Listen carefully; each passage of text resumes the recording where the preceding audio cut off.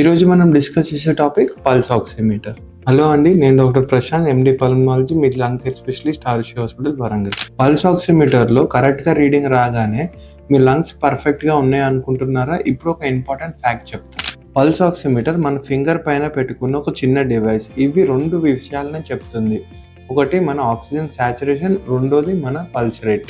Normal oxygen saturation 95% నుంచి 100% దాకా ఉంటుంది. కానీ రిమెంబర్, పల్స్ ఆక్సిమీటర్ మన ఆక్సిజన్ సాచురేషన్ మాత్రమే చెప్తుంది, కానీ మన లంగ్ డిసీజ్ని డయాగ్నోస్ చేయలేదు.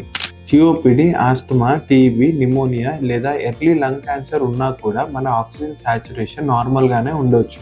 కాబట్టి సిమ్టమ్స్ ఉన్నప్పుడు, దమ్ము, దగ్గు, ఛాతీలో నొప్పి ఇవన్నీ ఉన్నప్పుడు డాక్టర్ని కన్సల్ట్ అవ్వడం compulsory.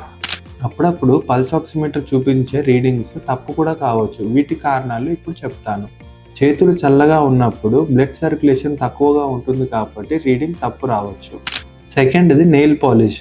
Dark nail polishes, blue, black ఇలాంటివి వాడినప్పుడు సెన్సర్ సరిగ్గా రీడ్ చేయకపోవడం వల్ల మనకి ఆక్సిమీటర్లో రీడింగ్స్ తప్పుగా రావచ్చు. పల్స్ ఆక్సిమీటర్ ఒక మంచి మానిటరింగ్ డివైస్, కానీ ఇది డాక్టర్ని రిప్లేస్ చేయలేదు. Thank you.